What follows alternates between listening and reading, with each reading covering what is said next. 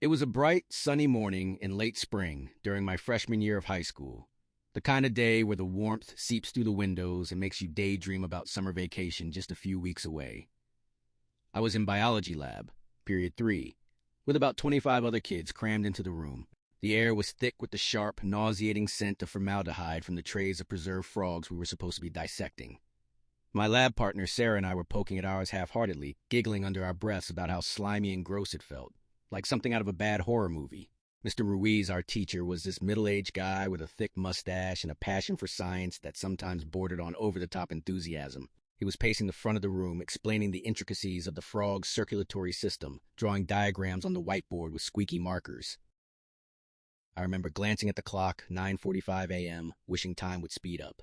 The windows along the back wall were cracked open just a bit to let in some fresh air, and outside I could see the green expanse of the school courtyard, birds flitting between trees, totally oblivious to our mundane class routine.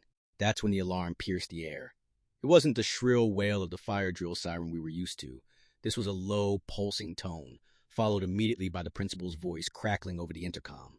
Her words were clipped, almost breathless. "Attention all staff and students. This is a code red lockdown. Intruder on campus. Secure your rooms immediately. This is not a drill. Repeat, this is not a drill." The room went dead silent for a split second, like everyone was processing if this was some kind of joke. Then chaos erupted in whispers and shifting chairs. Mr. Ruiz's face drained of color.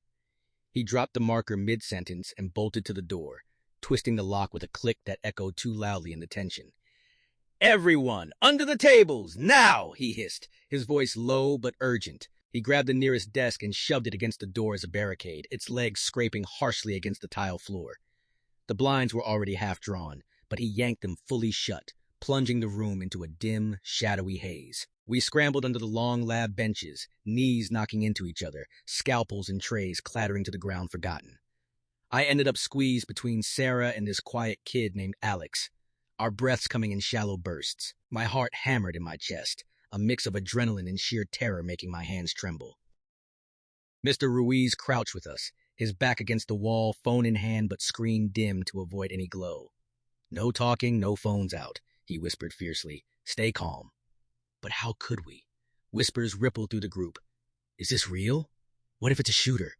One girl across from me, Mia, had her hands clamped over her mouth, eyes wide and glistening with unshed tears. The room felt smaller, the air heavier, like we were trapped in a pressure cooker. Outside, the birds kept chirping, a cruel contrast to the silence inside. Minutes ticked by, 5, maybe 10, each one stretching into eternity. We strained to listen for any signs, footsteps in the hall, shouts, anything. Then it came, not from the door, but from the window. Tap, tap, tap, soft, almost polite, like someone knocking to be let in from the rain. But there was no rain. We all froze, heads snapping toward the sound.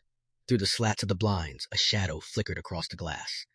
Tall, distorted by the sunlight, shifting as if the person was leaning in close.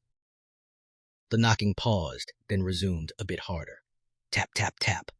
A voice followed, muffled through the glass, but unmistakably male, raspy, and laced with desperation.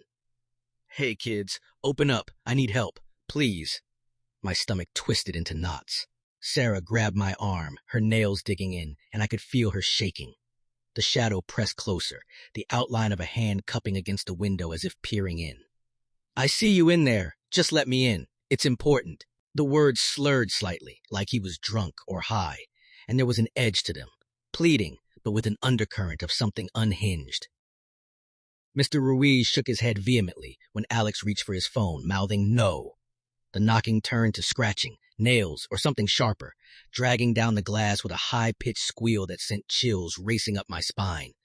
"Come on, open the damn window!" The voice grew louder, more insistent, cracking on the last word. Mia let out a tiny sob, quickly stifled by her hands. I remember thinking, is this how it ends? Some random guy at the window? My mind raced with worst-case scenarios. Was he armed? Why us? The shadow lingered, pacing back and forth outside, the knocking intermittent now, like he was testing our resolve.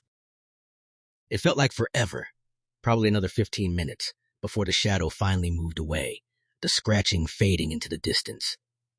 We didn't dare move until the all clear came over the intercom, the principal's voice steadier now. Lockdown lifted. Resume classes with caution. Mr. Ruiz peeked out first, then let us up, but the room buzzed with frantic questions. Later that day, details trickled out through rumors and official emails home. The intruder was a homeless man in his 40s, known to locals as Crazy Eddie, who'd wandered onto campus through an unlocked gate near the athletic fields. He was high on meth, paranoid, and babbling about aliens in the walls controlling the school. Earlier, he'd assaulted a groundskeeper with a broken bottle, convinced the poor guy was part of some interstellar conspiracy. Police had been called after he was spotted lurking near the playground, watching kids during recess with that same vacant, eerie stare. They tased him in the courtyard when he tried forcing his way through another classroom window, just a few doors down from ours. He went down screaming about the invasion, twitching on the grass as officers cuffed him. The rumor mill exploded after that. Some kids swore he had a knife tucked into his boot, etched with bizarre symbols like runes or alien writing, maybe from some delusional ritual. Others said he'd been mumbling students' names he'd overheard from outside. The school never confirmed the knife, but they beefed up security afterward, installing better locks on the gates and cameras overlooking the windows. For weeks, I couldn't sit by those lab windows without my skin crawling, imagining that shadow returning, the tap, tap, tap echoing in my head. Even now, years later, on sunny spring mornings, I double-check locks and blinds just in case. That knock wasn't just a sound. It was a reminder of how fragile normal really is.